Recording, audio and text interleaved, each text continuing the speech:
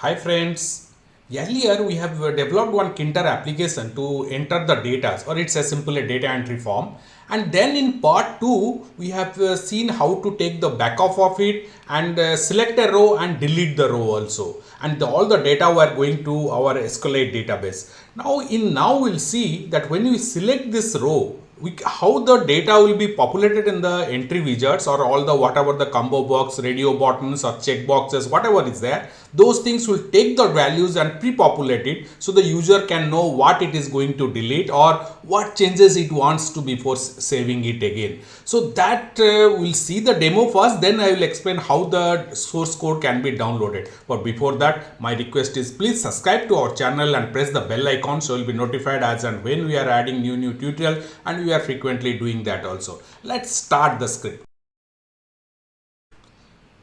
Here is the script, the demo screen, whatever you are seeing now. This the data, some pre-populated data are there. You can add more data also by entering your data here, then selecting a class, then give a mark. This we have already discussed, and select the gender. Then you can say line 1, now I am going to line 2. Then whether hostel is there or not, based on that you can check or uncheck it and add it.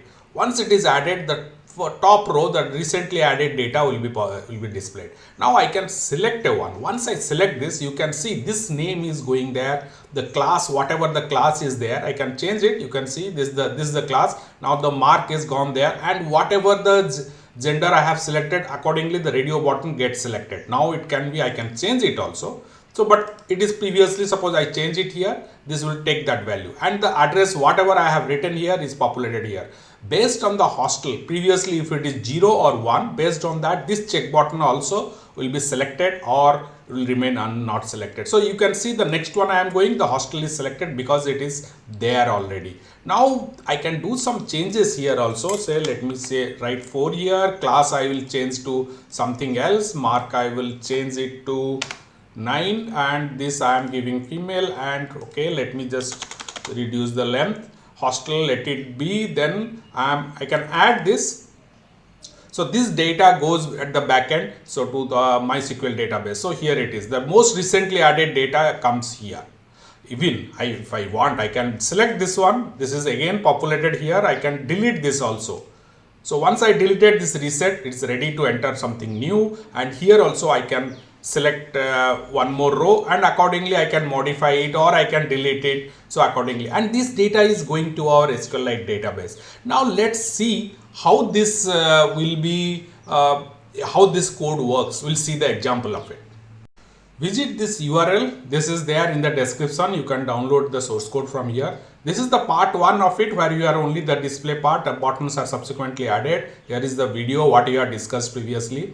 All this critical functions and how to switch over to other database are explained here. There is the backup portion and the video on backup. All this video links, you will get it in the description. Scroll down, and here this part is added here. So displaying the values of selected rows. Here when you select a row, we pick up the ID of that particular row, run the Treeview, and that ID we use to get the details. Now how that the function is triggered is based on this. Once you select it, this event triggers. So Treeview select event triggers, and the data collect function is called. Inside this data collect functions, this code you can see, this is there. So here what happens, we have for every widget we assigned a string variable. Not every, because drop down directly can take it. So for the entry widgets we have used a string variables, and for the mark column we have used an integer variable, and for boolean variables, that is for the hostel, yes or no, that is the for that purpose. And address is just a text entry widget, so directly we can delete it. So the entire what we did is we had collected the ID of the selected row, then written the query select star from student address, where ID is this ID as a parameter we have passed it separately, because that is to prevent the injection attack or for the security purpose. Here the dictionary we have created, then we got the data from our table. Now once your data get it, we will get a tuple here. So this tuple, one by one element of the tuple we assign based on the element number. So the first one in our tuple, first element is the name. So this is the name of it, and 0th element is the ID. We are not using it because that ID we have populated, we used to get the data. So name we have assigned here, then class we have set it. So the class remains a class 4 has come from the database. So our combo box selected class 4 is by default selected option it is. Now the mark is set because it's an integer variable, so it is set value, set method is used to set the mark to what has come from the database. So this data row is a tuple and one by one it takes it. Similarly, gender is a radio button, there also a string variable is used. So we set a value whatever has come from the database. So accordingly the radio button gets selected. Similarly, but before when you come to the address one, so we first delete the whatever the data is there. So that once we delete it, then we add this one here.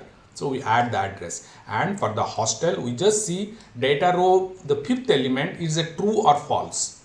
So because it's a hostel is taken or not taken, so it's a true and false, and we have used a boolean string variable, so that accordingly we set the value. So based on the whatever has come from the database, this checkbox is checked or unchecked. So this particular file tksqlite v2.py, this particular file with this modification and the previously whatever was there also is added to the zip file. You can download it, the zip file here, entry zip, or click this, you will go to the GitHub, there you can find the file here. I'm just click this, so let's see, yeah, here it is. So tksqlite v2 version 2 it is, the original one, first whatever we are used for data entry is available here. So this is the other one. I hope you can, with this you can run your script, and note that there are some other issues, whatever if you face this, we try to put it here. So this is the modification to the existing script. So all the database connection, everything remains same. It's a SQLite database. You can easily switch over to MySQL also, that we have also discussed. So that's all. Please try this script, and my request is please subscribe to our channel and press the bell icon, so you'll be notified as and when we are adding new tutorials, and we are frequently adding that also. And if you have any doubts, suggestion, questions, use the comment section below to post it. Please share this with your friends, and thank you for watching.